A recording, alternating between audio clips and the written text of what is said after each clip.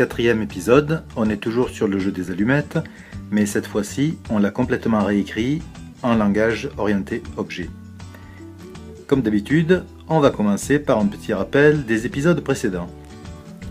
Pour faire court, l'idée de cette série est d'apprendre à programmer en utilisant Python. Et comme on n'est pas là pour se prendre la tête, mais pour se faire plaisir en apprenant à programmer, je vous ai proposé de programmer des petits jeux. Donc, pour apprendre Python sans trop se prendre la tête, je vous avais proposé une mission de programmer un petit jeu, un jeu des allumettes, dont je vous rappelle maintenant les règles. Il s'agit d'un jeu tout simple d'allumettes, où on a un certain nombre d'allumettes au départ, et chacun à tour de rôle, ordinateur et joueur, enlève un certain nombre d'allumettes jusqu'à ce qu'il n'y en ait plus qu'une, qui est pour le perdant. Alors, la règle du jeu. Toute simple parce que c'est notre premier jeu, peut-être que dans le futur on aura des choses beaucoup plus compliquées, mais on va commencer avec un petit jeu tout simple, 30 allumettes au départ. Chaque joueur retire un certain nombre d'allumettes à son tour, et celui qui doit retirer la dernière allumette, parce qu'on est obligé d'en retirer au moins une, et bien le dernier, il a perdu. Non, j'ai pas dit combien. En fait, on est obligé d'en retirer au moins une, et au maximum le double de ce que le précédent a retiré. Bon, s'il y a Paul et Gérard qui jouent, Paul il en retire 2, ben Gérard après il peut en retirer entre 1 et 4. Et puis s'il en retire 4, du coup, Paul il pourra en retirer entre 1 et 8. Vous avez suivi? Bon, c'est donc tout simple, la règle du jeu. La semaine dernière, on avait finalisé le jeu.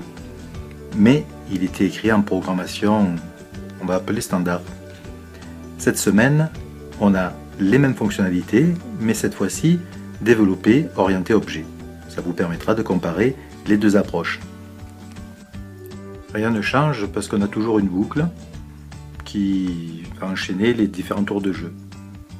Tout change parce que cette fois-ci, dans la boucle, au lieu d'appeler des fonctions, on va simplement activer des méthodes sur une classe. Parce qu'effectivement, la programmation objet avec Python, c'est la classe. Depuis qu'on en parle, je pense que vous avez compris, les allumettes c'est vraiment l'élément central du jeu, d'ailleurs il n'y a que ça dans le jeu. Bref, la classe s'appelle allumette, et à partir de là, il y a un certain nombre de méthodes qui vont s'appliquer sur cette classe pour faire réagir le jeu.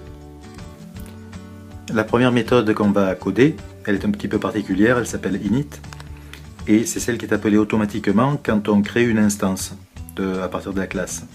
Et en fait, dans cette méthode init, on aura simplement l'initialisation du nombre total d'allumettes en jeu et de la limite du nombre d'allumettes qui peut être retiré par le joueur suivant. Et puis on a d'autres méthodes qui vont donc permettre d'interagir avec le jeu pour afficher le statut, où est-ce qu'on en est, combien il reste d'allumettes, combien on peut en retirer, pour retirer des allumettes. Donc du coup le joueur comme l'ordi vont utiliser la même méthode pour retirer des allumettes dans le jeu. Une méthode qui va permettre de tester s'il y a encore de quoi jouer ou si on a mangé toutes les allumettes. Et puis une méthode pour le joueur et une méthode pour l'ordinateur. Conclusion temporaire. Le jeu maintenant, la boucle de jeu me semble plus claire, plus facile à comprendre. Et le zen de Python, c'est bien ça, c'est d'avoir du code qui est facile à comprendre et qui ne demande pas d'aller décoder des astuces ou des choses particulières. Comme d'habitude, vous trouverez le code sur GitHub, parce que comme d'habitude, j'espère bien que vous allez le commenter, le récupérer et m'apporter des modifications ou d'autres solutions. Mais ce n'est pas fini. Notre jeu maintenant fonctionne, il est programmé orienté objet et de manière assez synthétique, donc il va être facile de le faire évoluer, parce qu'on va le faire évoluer pour le rendre graphique. Parce que quand même, jouer sur le terminal, ça date d'un autre âge. Donc, le challenge, pour la prochaine fois, c'est de refaire ce jeu, ou plutôt de le faire évoluer, pour utiliser une interface graphique, où cette fois-ci, on jouera avec des images d'allumettes sur lesquelles on cliquera. Donc, à vos claviers, j'ai peut-être mis la barre un peu haut sur... Maintenant, on le fait de façon graphique avec des images d'allumettes. Donc, je vais essayer de vous envoyer quelques indices en cours de route et on verra bientôt notre jeu sous un autre angle beaucoup plus moderne, voire plutôt beaucoup plus actuel, tout simplement. À vos claviers. Et cette fois-ci, c'est vraiment tout. La cerise sur le gâteau, c'est que peut-être que vous êtes vraiment débutant en Python et vous ne savez pas du tout par où commencer. Alors regardez là en dessous de la vidéo, je vous ai mis un lien vers mon cours sur Udemy.